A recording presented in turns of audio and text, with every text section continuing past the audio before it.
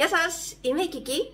Σήμερα είναι μαζί μου ο κύριος Νέστορ Μεσίνιος, ο δημιουργός του καναλιού στο YouTube Στική Φιλοσοφία. Είναι συγγραφέας του βιβλίου που εκδόθηκε πρόσφατα, Αρετή Ελληνικό Αξιακό Σύστημα.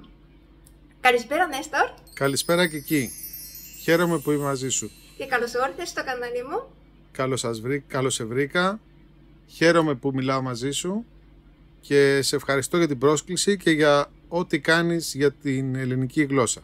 Σε ευχαριστώ πολύ. Και ευχαριστώ που με επικοινώνησες βλέποντας το κανάλι μου, και εγώ χαίρομαι πολύ που είχα αυτή την ευκαιρία σήμερα. Και σήμερα από σένα θα μάθω την αρετή που ασκείται στην Ελλάδα ή πρέπει να ασκείται στην Ελλάδα, και χάρη της γνώσης σου, της φιλοσοφίας που έχεις αναπτύξει μέσα στο βιβλίο. Καταρχάς, τι είναι η αρετή? Η αρετή είναι ένα αξιακό σύστημα το οποίο δημιουργήθηκε από τις ελληνικές φιλοσοφικές σχολές και περιγράφει τον τρόπο με τον οποίο μπορεί ο άνθρωπος να ζήσει πολύ καλά σε αυτή τη ζωή. Στην ουσία είναι κανόνες ζωής για το πώς να συμπεριφερόμαστε, πώς να προετοιμάζουμε τα παιδιά μας για τις δυσκολίες της ζωής, πώς να ελέγχουμε τον εαυτό μας και πώς να μάθουμε να ζούμε με άλλους ανθρώπους με σεβασμό, αξιοπρέπεια και πάνω απ' όλα με ανθρωπισμό. Να καταλάβουμε δηλαδή ότι εμείς έχουμε ξεφύγει από το απλό ζώο και σαν άνθρωποι πλέον βάζουμε τη λογική πάνω απ' όλα. Και πώς αποφάσισες να γράψεις αυτό το βιβλίο? Επειδή είχα την τύχη στη ζωή μου να γνωρίσω ανθρώπους οι οποίοι μου μίλησαν κάποτε και εμένα για την αρετή και είδα ότι σε μένα προσωπικά δούλεψε και έγινα καλύτερος άνθρωπος, ζω καλύτερα, μπορώ να αντιμετωπίζω τα προβλήματα της ζωής μου με δύναμη, στηριζόμενος πρωτίστως στις δικές μου δυνάμεις, και εφόσον λοιπόν είδα ότι δούλεψε σε μένα αυτό, θεώρησα σωστό κάποια στιγμή και εγώ με τη σειρά μου να δώσω στους επόμενους αυτό το υπέροχο σύστημα, την αρετή, με το δικό μου τρόπο, και έγραψα αυτό το βιβλίο που υπηρετεί τις ανάγκες της σημερινής εποχής. Είναι ένα πολύ απλά γραμμένο βιβλίο που μπορεί να το διαβάσει ο κάθε Έλληνας και ο κάθε άνθρωπος που μπορεί να διαβάσει ελληνικά, και έχω συγκεντρώσει για πρώτη φορά 50 αρετές συγκεντρωμένες σε ένα βιβλίο. Μέχρι τώρα μπορούσες να βρεις τις αρετές σε παραπάνω από ένα βιβλία και έπρεπε να αφιερώσεις πάρα πολύ χρόνο. Εγώ αυτό που έκανα, απλά πήρα τις πληροφορίες και τις έβαλα όλες μαζί με μια συγκεκριμένη δομή, ώστε ο κάθε άνθρωπος να μπορεί να τα βρει εύκολα, να τα διαβάσει και να τα κατανοήσει. Άρα λοιπόν το κίνητρό μου για να γράψω αυτό το βιβλίο ήταν η ανάγκη που ένιωσα μέσα μου να προσφέρω στους άλλους ανθρώπους αυτό το δώρο που μου πρόσφεραν και εμένα κάποιοι άνθρωποι που το πήραν από τους προγόνους μας, τους αρχαίους Έλληνες. Πάρα πολύ ωραία. Μέσα σε ένα βιβλίο μπορούμε να μάθουμε 50 αρετές που ήταν δύσκολο να βρει κάποιος Έλληνας σε ένα βιβλίο. Πώς θα περίγραφες το χαρακτήρα των σημερινών περισσότερων Ελλήνων? Αυτή είναι πολύ ωραία ερώτηση, και πριν σου πω κάποια στοιχεία των Ελλήνων, των σημερινών Ελλήνων, οφείλω να πω πρωτίστως ότι οι Έλληνες σαν λαός είναι γενικά πολύ έξυπνοι και πολύ ευφυείς και πολύ δημιουργικοί. Το πρόβλημα είναι ότι αφιερώνουν πάρα πολύ μέρος της ευφυΐας τους, της σκέψης τους, σε λάθος πράγματα. Γενικά, ο χαρακτήρας του σημερινού Έλληνα δεν διαφέρει πάρα πολύ από τον αρχαίο Έλληνα. Είναι σχεδόν ο ίδιος. Το έχω βρει μέσα από ιστορικά βιβλία κυρίως, που μέσα από λόγους αρχαίων στρατηγών, πολιτικών, ρητόρων, φιλοσόφων, βλέπουμε ακριβώς τον ίδιο τρόπο σκέψης που επαναλαμβάνεται και σήμερα. Απλά σήμερα δεν είμαστε καλά οργανωμένοι. Τότε ήταν πιο καλά οργανωμένοι οι Έλληνες, γι' αυτό και δημιούργησαν περισσότερα πράγματα. Γενικά βλέπουμε τα εξής χαρακτηριστικά. Ο Έλληνας είναι υπερήφανος άνθρωπος, ξέρει μέσα του ότι η Ελλάδα και η ιστορία του είναι πολύ μεγάλη και η χώρα του είναι πάρα πολύ όμορφη χώρα, αλλά είναι και φοβισμένος. Είναι φοβισμένος γιατί σήμερα έχει πάρα πολύ άγνοια. Ναι. Νιώθει ότι έχει αξία, αλλά δεν ξέρει ακριβώς γιατί. Και φοβάται αυτό να το εκδηλώσει προς τα έξω. Επίσης ο Έλληνας είναι φιλόδοξος. Γενικά θέλει να κάνει πράγματα. Ονειρεύεται και βάζει υψηλούς στόχους και θέλει να τους κατακτήσει. Αλλά το λάθος που κάνει, που έκαναν και πολλοί αρχαίοι Έλληνες, είναι ότι είναι πολύ βιαστικός. Για όλα αυτά θέλει να τα κάνει πολύ γρήγορα. Είναι εργατικός, γενικά δουλεύει, εάν πιστέψει σε κάποια ιδέα, σε κάποιο σκοπό, αφιερώνει χρόνο, αλλά το κάνει χωρίς σχέδιο πολλές φορές. Γι' αυτό και πέφτει και έξω. Είναι πολύ καλός σαν μονάδα, ο κάθε Έλληνας από μόνος του, αλλά όταν τον βάλει τον Έλληνα μέσα σε ομάδα, εκεί μπερδεύεται και αρχίζει και τσακώνεται.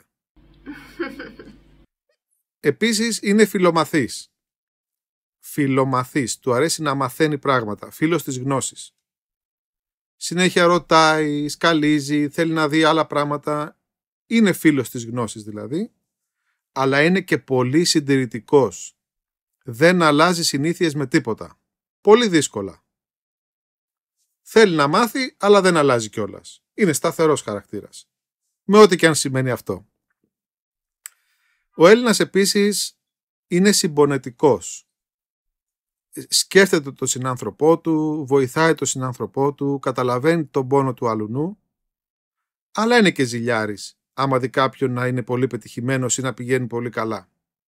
Τα βρίσκεις και τα δύο δηλαδή χαρακτηριστικά. Είναι και ντροπαλός ταυτόχρονα, δεν μπορεί εύκολα να βγει να μιλήσει δημόσια ή όταν γνωρίζει νέους ανθρώπους του αρέσει να κρύβεται λιγάκι μέχρι να νιώσει άνετα, αλλά άμα παραγνωριστεί και με κάποιον είναι και αγενής, είναι και θρασής. Δεν έχει όρια δηλαδή ο Έλληνας πολύ εύκολα, πρέπει να του τα βάζεις. Αυτά είναι κάποια χαρακτηριστικά που τα βρίσκουμε και στους αρχαίους και στους σύγχρονους Έλληνες και που νομίζω ότι όσο παραμένουμε σε αυτόν τον τόπο και μιλάμε αυτή τη γλώσσα θα επαναλαμβάνονται οι ίδιοι χαρακτήρες. Εφόσον έγραψες το βιβλίο με την αρετή, η αρετή μπορεί να διδαχθεί? Φυσικά, η αρετή μπορεί να διδαχθεί σε κάθε άνθρωπο ο οποίος σκέφτεται λογικά. Έχει λογική δομή. Όλες οι λέξεις σημαίνουν κάτι. Είναι ακριβώς όπως τα μαθηματικά. Εάν μάθεις τους αριθμούς και τα σύμβολα, μπορείς να μεταδώσεις τα μαθηματικά από άνθρωπο σε άνθρωπο. Έτσι είναι και η αρετή. Εάν ξέρεις τι σημαίνουν οι λέξεις, μπορείς να μεταδώσεις από άνθρωπο σε άνθρωπο τα νοήματα των αρετών. Τι σημαίνουν. Διδάσκεται και είναι και εύκολο μάλιστα και να κατανοηθεί. Δηλαδή πώς θα είναι ο χαρακτήρας μετά, εφόσον έχει διδαχθεί η αρετή των Ελλήνων? Ο άνθρωπος από τη στιγμή που θα δει κάτι ή θα γνωρίσει κάτι, γενικά πάβει να είναι ο ίδιος. Ο χαρακτήρας του ανθρώπου αλλάζει λίγο ανάλογα με τα βιώματά του. Έτσι λοιπόν και η αρετή, εάν κάποιος γνωρίσει μάλλον την αρετή, για παράδειγμα τη δικαιοσύνη, ακόμα και αν συνεχίσει να είναι άδικος, πλέον θα είναι διαφορετική η ζωή του, γιατί θα νιώθει άσχημα με τον εαυτό του. Οι πιο πολλοί άνθρωποι, οι οποίοι κατάλαβαν τι είναι η αρετή, άλλαξαν προς το καλύτερο και κατάφεραν να κάνουν ειρήνη μέσα τους με τον εαυτό τους, αλλά και με τους γύρω τους. Γενικά η αρετή δεν αφήνει κανέναν ανεπηρέαστο. Σε βοηθάει πάντα προς το καλύτερο και σε άλλους το καταφέρνει αυτό λίγο παραπάνω, σε άλλους λίγο παρακάτω. Πάντως Το σίγουρο είναι πως από τη στιγμή που κάτι μαθαίνεις και κάτι βλέπεις και κάτι καταλαβαίνεις, δεν είσαι πια ο ίδιος που ήσουν πριν. Ναι, επηρεάζει το χαρακτήρας. Φυσικά. Συμφωνώ απόλυτα. Τώρα που είπαμε για τις γενικές γραμμές της αρετή, θα ήθελα να πούμε πιο συγκεκριμένα πράγματα, όπως ποια είναι η αρετή που μας βοηθά να χαλαρώσουμε από τους εγκλωβισμούς του εγώ μέσω της αυτοανέρεσης. Μέσω της αυτοανέρεσης, λοιπόν, η αρετή που μας βοηθά είναι η ευτραπελία. Κάτι σαν αυτό που λέμε σήμερα το χιούμορ. Και μάλιστα για το συγκεκριμένο πράγμα που ρωτάς είναι το χιούμορ προς τον εαυτό μας. Ο αυτοσαρκασμός που λέμε. Μάλιστα. Δείχνει την ικανότητα του ατόμου να σαρκάζει τον εαυτό του, δηλαδή να κάνει και λίγο πλάκα με τον εαυτό του και έτσι αποδεικνύει μια καλή και ισορροπημένη ψυχική βάση και μια αποδοχή του εαυτού του ως αυτό που είναι ο κάθε άνθρωπος. Και έτσι δείχνει ότι υπάρχει και αυτογνωσία. Γενικά, εάν κάποιος ας πούμε σου κάνει πλάκα, μπορείς να έχεις πολύ υψηλό εγωισμό και να απαντήσεις επιθετικά ή ειρωνικά, να θωρακίσεις δηλαδή το εγώ σου με επίθεση, ή μπορείς να κάνεις και πλάκα και να το ξεπεράσεις και έτσι να κάνεις μια αυτοανέρεση του εγώ σου. Να μην είσαι ο τοξικός εγωιστής της παρέας, ας πούμε. Να σου δώσω ένα παράδειγμα. Σου λέει κάποιος, ξέρω εγώ, τώρα στις γιορτές πήρες κιλά, έφαγες πολλά μελομακάρονα και γελάει, ας πούμε. Κάποιος μπορεί να προσβληθεί, να παρεξηγηθεί, να επιτεθεί, να πει και εσύ χάλια είσαι, ξέρω εγώ, να πει κάτι άλλο, μια εξυπνάδα. Ή μπορεί να πει σκέψου και να έτρωγα όσα ήθελα, πώς θα ήμουνα, χαχαχα, και να γελάσει, ξέρω εγώ. Καταλάβες, δηλαδή βάζει στην άκρη το εγώ του, δεν τον νοιάζει, δεν τραυματίζεται, δεν φοβάται, δεν ανησυχεί και κάνει και πλάκα και από πάνω. Γιατί ο άνθρωπος ο οποίος στηρίζεται στην αρετή δεν μπορεί να επηρεαστεί από τίποτα το εξωτερικό. Και η ευτραπελία, το χιούμορ, η πλάκα που λέμε εμείς οι Έλληνες, μας βοηθάει ακριβώς να κάνουμε αυτό το πράγμα, να είμαστε πιο απλοί άνθρωποι, πιο προσιτοί, πιο κοινωνικοί και να χαιρόμαστε και καλύτερα τη ζωή. Ο αυτοσαρκασμός λοιπόν. Δεν είχα σκεφτεί ποτέ ότι ο αυτοσαρκασμός μπορεί να βοηθήσει στο να μειώσει τον βαθμό του εγώ και ήταν πολύ ενδιαφέρον να το ακούσω αυτό. Και ταυτόχρονα είχα παρατηρήσει ότι οι Έλληνες κάνουν πιο πολύ πλάκα από όσα είναι οι Ιάπωνες. Κάνουν πλάκα ακόμα και με τους ξένους, άρα είστε πιο κοντά στο να μειώσετε τον βαθμό του εγώ από τους Ιάπωνες, θα έλεγα. Καλή πληροφορία αυτή. Ευχαριστούμε. Τι είναι για μας η σοφία όταν περνά σε πρακτικό επίπεδο? Η σοφία όταν περνάει σε πρακτικό επίπεδο είναι πράξεις αρετής. Ο σοφός άνθρωπος πρώτα απ' όλα πράττει, δηλαδή ενεργεί, κάνει πράγματα, δεν μένει στα λόγια. Και κάνει πράγματα με βάση την αρετή. Δεν κάνει ό,τι να είναι. Δεν αδικεί, δεν λέει ψέματα, δεν κλέβει, δεν φοβάται. Αυτό είναι η σοφία στην πράξη. Να τηρείται λόγος. Ακριβώς, ακριβώς. Έλεγες και πριν ότι πραγματοποιεί να το κάνει, όχι βιάζοντας, με σωστό σχέδιο και με στο σωστό χρόνο διαχείρισης. Τώρα θα κάνω μια περίεργη ερώτηση που είχα και εγώ προσωπικά. Ένας άνθρωπος που ασκεί την αρετή της ελευθεροφροσύνης μπορεί ταυτόχρονα να νίκει με φανατισμό σε κάποια ιδεολογία? Όχι. Αυτά τα δύο δεν πάνε μαζί. Η λέξη ελευθεροφροσύνη είναι σύνθετη λέξη από την ελευθερία και τις φρένες, το μυαλό δηλαδή, εξού και η φρόνηση, η δυνατότητα του μυαλού. Όταν λοιπόν κάποιος άνθρωπος έχει δεσμά στο μυαλό του, χάνεται η ελευθερία.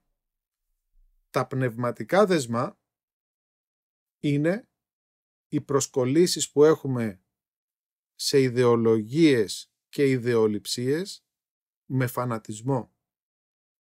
Το να μην έχουμε δηλαδή ανοιχτό μυαλό, να δούμε και την άλλη άποψη ή να δεχτούμε και τη διαφορετικότητα. Άρα λοιπόν, όποιος είναι ιδεολογικά φανατισμένος ή έχει προκατάληψη μέσα του για κάτι, πάβει να είναι ελεύθερος στο μυαλό. Και μάλιστα θα σου πω ένα παράδειγμα από το μύθο του σπηλαίου στον Πλάτωνα, όπου ο άνθρωπος, ο οποίος είναι δεσμότης, έχει δεσμά δηλαδή αλυσίδες, ας το πω έτσι για να το καταλάβεις, έχει σε 2 σημεία στο σώμα του, μας λέει ο Πλάτωνας. Έχει χαμηλά στα πόδια, στα σκέλια μάλλον, πάνω από τα γόνατα, και έχει και στο λαιμό κοντά. Άρα τα δεσμά έχουν να κάνουν είτε με το σώμα, τη γη δηλαδή, το φαγητό, τις ερωτικές επιθυμίες, όπου πολλοί άνθρωποι είναι δέσμοι σε αυτά, ή ψηλά στο λαιμό, που ελέγχουν δηλαδή το μυαλό. Έχουμε δεσμά και στο σώμα και στο πνεύμα. Άρα λοιπόν, η ελευθερία του πνεύματος ονομάζεται ελευθεροφροσύνη. Πολύ σωστά. Άρα η απάντηση είναι όχι. Μπορεί ίσως να ανήκει σε κάποια ιδεολογία, αλλά όχι με φανατισμό. Έτσι ώστε να καταλάβει και ο άλλος την άποψη της αντίθετης πλευράς και να αναπτύξει μέσα του την σκέψη. Στην σημερινή μας ζωή έχουμε το θύμο, το εγώ, τις επιθυμίες, τις ελπίδες. Ποια κυριαρχία αρετή μας βοηθά να κάνουμε σωστή χρήση των νοηματικών παραστάσεων, έτσι ώστε να μην αντιλαμβανόμαστε την πραγματικότητα με λάθος τρόπο? Η αρετή που μας βοηθά να έχουμε καλή επαφή με την πραγματικότητα είναι η σοφροσύνη. Στην ουσία τι γίνεται? Η σοφροσύνη κρατά μακριά από το μυαλό, από τη λογική δηλαδή, τις επιθυμίες, το θυμό, τα συναισθήματα, έτσι ώστε το μυαλό να μπορεί να σκέφτεται καθαρά. Ξέρεις σαν ποια η ιαπωνική αρετή είναι η σοφροσύνη? Αν πάρουμε τον κώδικα της τιμής των σαμουράι, τον Μπουσίντο, είναι η 7η αρετή του Μπουσίντο που λέγεται τε ή τέι, δεν ξέρω ακριβώς πώς λέγεται στα ιαπωνικά, που σημαίνει αυτοέλεγχος. Η ικανότητα δηλαδή να ελέγχεις τα συναισθήματα, τα πάθη και το θυμό σου και όχι να σε ελέγχουν. Άρα λοιπόν η σοφροσύνη είναι μια κυρίαρχη αρετή, πολύ ισχυρή αρετή και απαραίτητη για τον άνθρωπο, για να μπορεί να σκέφτεται καθαρά και να αντιλαμβάνεται την πραγματικότητα ως αυτό που πραγματικά είναι και να μην επηρεάζεται ώστε να μπορεί να σκέφτεται καθαρά. Να σου δώσω ένα παράδειγμα. Μαθαίνεις ότι κάποιος φίλος σου, ας πούμε, λέει άσχημα λόγια για σένα. Από τη στιγμή που θα θυμώσεις, πάβει να σκέφτεται το μυαλό καθαρά. Θολώνει η σκέψη, ας πούμε. Έρχεται λοιπόν η σοφροσύνη και λέει όχι, ας το θυμό στην άκρη και σκέψου. Λέει άσχημα λόγια για σένα. Τι σημαίνει αυτό? Αυτό είναι καλό, είναι κακό ή είναι αδιάφορο? Δεν μας ενδιαφέρει. Η λογική θα σου πει δεν μας ενδιαφέρει τι λέει ο άλλος. Εσύ πρέπει να ενδιαφέρεσαι για το τι λες και το τι κάνεις εσύ.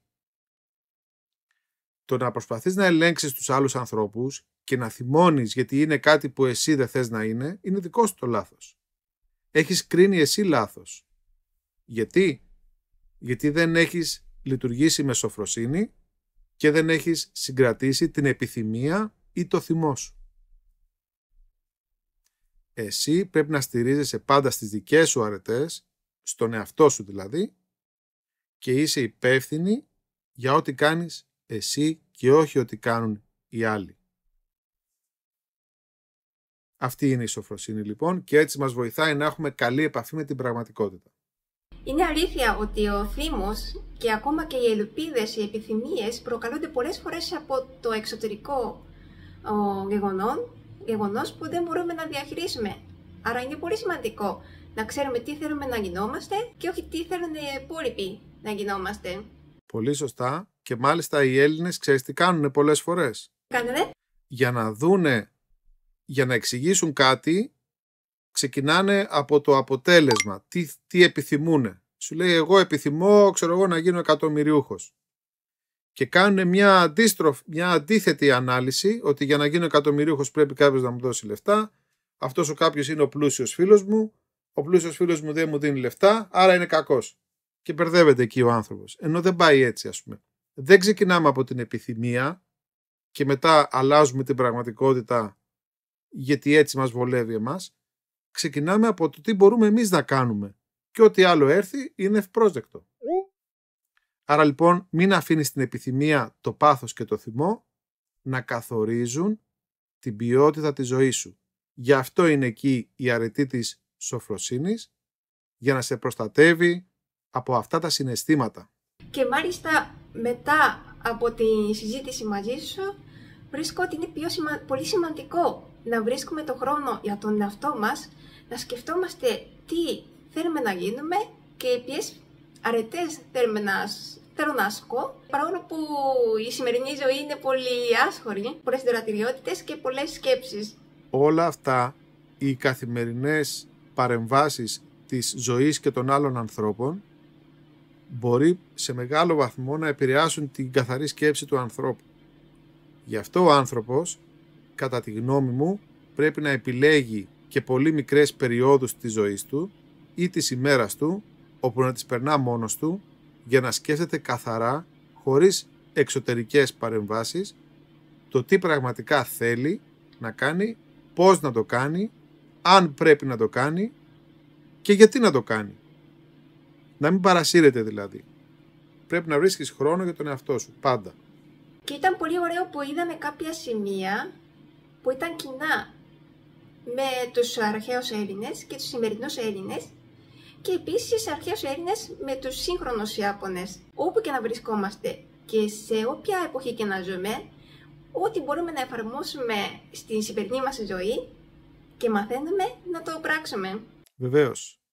Και μάλιστα έχω δει και πολλά κοινά εγώ της αρετής του ελληνικού αξιακού συστήματος με τον Μπουσίντο, όπως σου έχω ξαναπεί, πάρα πολλά κοινά και μάλιστα θεωρώ τον ιαπωνικό πολιτισμό πάρα πολύ σπουδαίο πολιτισμό, όπου και εμείς οι Έλληνες έχουμε να πάρουμε πολλά από εσάς τους Ιάπωνες και να γίνουμε και εμείς καλύτεροι μέσα από την ανταλλαγή πληροφοριών. Ευχαριστώ θερμά, Νέστορ, που μου μοίρασες τόσες ωραίες φιλοσοφίες, αρετές που έχεις μελετήσει μαζί μου. Σε ευχαριστώ και εγώ για την πρόσκληση.